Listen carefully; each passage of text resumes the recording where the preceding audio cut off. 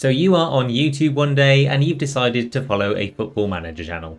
Next thing you know, you are being bombarded with recommendations teeming with silly YouTube reaction faces and titles like overpowered 3-4-3 attacking tactic or reproducing Barcelona's 2011-2012 tiki-taka style, or maybe even Guardiola's total possession 3-1-2-3-1 Pep Stravaganza. But do plug and play tactics actually work? Is it cheating to download someone else's formation and instructions and put them to work in your own FM save? Well, we're going to answer all of this and more in today's video. Plus we've timestamped each and every question point, so if you want to skip forward to the good stuff, then feel free to.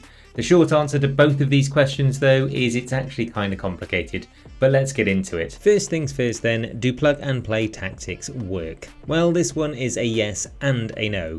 Fundamentally, the tactics you'll find on sites like sortitoutsI.net have been tried and tested, and the best amongst them will have been downloaded by thousands of players for FM games past and present. So they've got to be good more often than not, but it doesn't necessarily mean they'll be good for you. You see, there are so many moving parts in Football Manager. We've spoken in a previous video about what we think drives player performance and in turn gets your team the 3 points, and tactical approach is probably at best 40% of your overall likelihood to win, in our opinion. Momentum, morale, team cohesion, match fitness, player sharpness, manager respect, player eligibility and suspensions, to name an inexhaustive list of the other contributors to your team's results. What I'm saying is, even with the most game-breaking tactic, there's so many other dice rolls going on that you cannot guarantee success, and not least because it's going to take time for your squad to get familiar with the tactical approach, and you may not even have the personnel in place to replicate what Fraudiola_99's 5-1-1-1-1-1 formation has even managed. But the beauty of this game is that it's so complex. You can have all of the worst external factors in play and still pull out a Mourinho masterclass to beat the top of the table at their stadium. But again, would you have a plug and play tactic to thank for that? I think that the other message in why you should approach plug and play tactics with caution is that FM is becoming increasingly more demanding of dynamism in your approach. Look at the new feature in FM24 for match preparation. They want to give you more control on specific training routines before each and every game, because they know that their game engine is going to punish you if you stick to one formation and set out a team or player instruction for an entire season without changing it. So how do you make the best of shared tactics? Well, whether it's a video, a blog, a screen grab in your WhatsApp group, or a raving lunatic down the pub telling you of some overpowered formation that they've used, there are lessons to be learned regardless of how big of a pinch of salt you are taking with it. So here are FM Immortal's 3 things to look out for in plug and play tactics. Number 1. Role synergy. What roles are the players in the supposed OP tactic undertaking? It's good to know specifically what partnerships you can see on the pitch, and we'll draw circles on the pitch here around the different areas where it's good to run comparisons against. Note that it's not always which roles work well together though, but also which roles don't.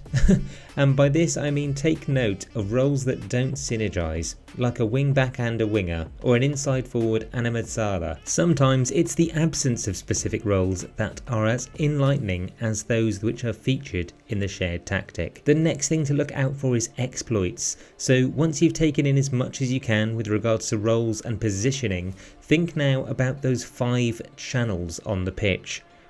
Now, Zealand and RDF put a few videos out last year that talk about these in way more detail than I'm about to, amidst 10 things that you should definitely or should never do in Football Manager. Go check those videos out because they were incredibly useful. But what I'd ask you to do when assessing a plug and play tactic here is think about which areas of the pitch you can see the tactic trying to exploit, because spotting themes here can help you hone which player types or specific attributes you might need to succeed in FM24. For instance, if there's a lot of wing play coming through in the overpowered tactics that you're seeing, perhaps it's speedy wingers that are this year's master key. And our third tip is balancing. Now, on top of roles, positions and tactical instructions, you'll have that one overview of how attack or defence minded the overall team is.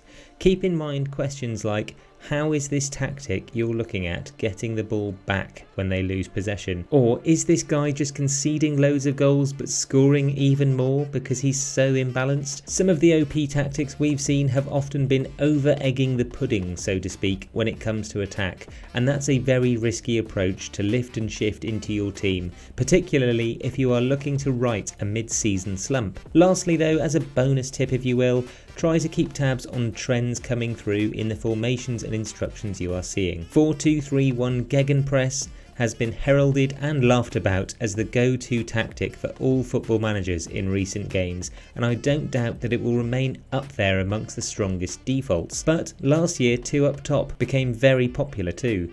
So keep your ears peeled and your eyes close to the ground and it will set you up well. Okay, so last question. Is it cheating to download tactics? Well, again, this one sits somewhere between the absolutes because there are far bigger ways to cheat on FM than copying another player's tactical approach.